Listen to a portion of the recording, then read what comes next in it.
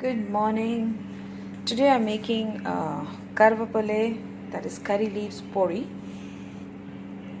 Podis are traditionally, made in all households, so that you can just store them and use them as and when required. It's like something like a pickle, something which is very very tasty. It includes a lot of ingredients that enhances your taste buds and also good for digestion.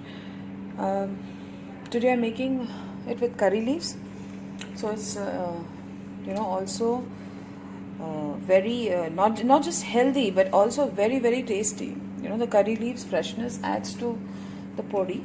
I also add curry leaves to my usual podi of idli and dosa podi. This we usually eat with steaming hot rice and ghee. Now if you see, I have added a lot of curry leaves, some tuar dal, some chana dal and urad dal.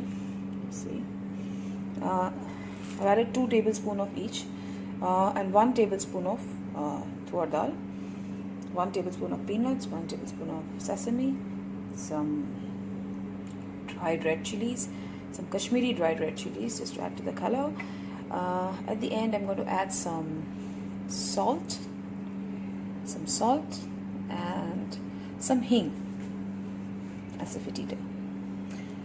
Now I'm going to slow roast it for almost 15 minutes, 10 to 15 minutes, till all the dals and the leaves and everything gets nicely roasted.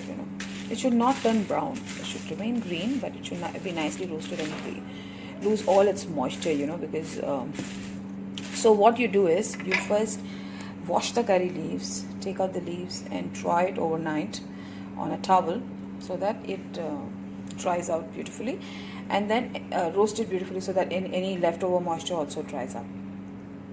So we're going to start the process of roasting it well now. I'm just roasting it. Keep stirring it because it should not get overcooked.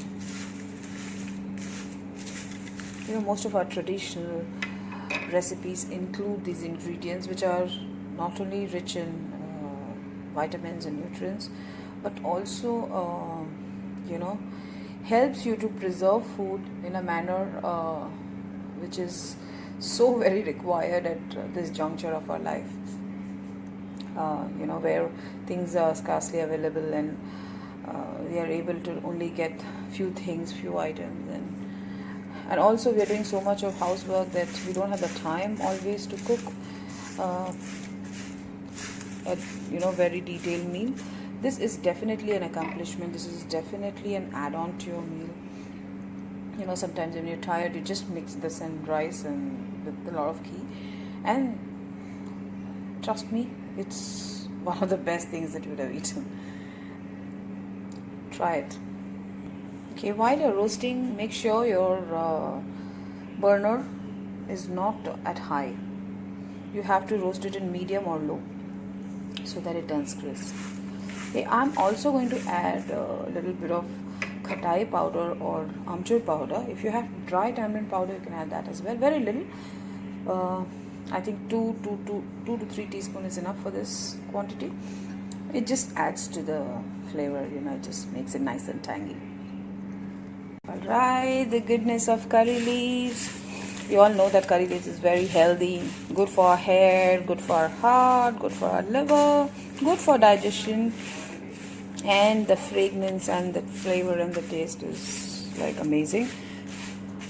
So I try to add a lot of curry leaves in my diet, always good for eyes as well. So, and no matter what, my children love the podi, so this is how I give them. Sometimes I also add drumstick leaves, moringa leaves. Same way, wash, dry them on a towel dry overnight and use it in the morning. So we can use all the goodness of our cuisine, preserve them, use them well, and you don't have to compromise on your food or diet or flavors. And it's not very difficult, you see. Just a little bit of it. It's a 15-minute job, that's it. Yes, it's I can smell the curry patta and the dals. Even the smell of chana dal and urad dal roasting is amazing. You know, the peanuts. I can get the aroma. Few more minutes. Curry leaves are almost, and the curry leaves is nice and crisp. Chilies, a little more to go. Just going to do it for 2 more minutes.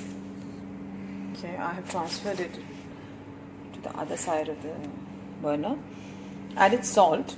So whatever, it's still warm. So if the salt has any moisture, even that will get dried up. Some hing, 2 to 3 teaspoons of hing, and some amchur powder or any tamarind powder, whatever source of vitamin C you can think of. And it's ready to be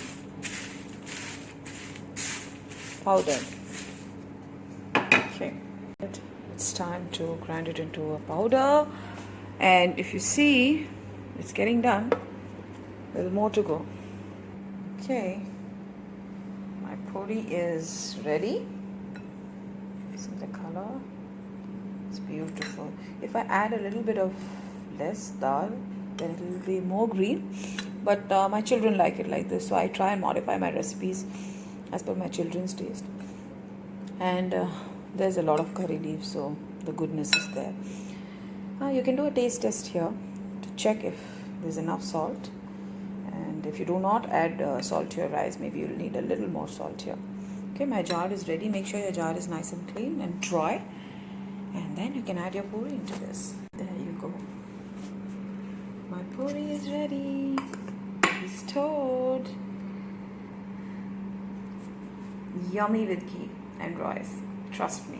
Okay, I have some leftover rice. Just going to show you how to use it. Add some ghee to it. This is the mata rice. Kerala mata rice. Okay. Okay. Lots of ghee. Okay. Here goes my podi.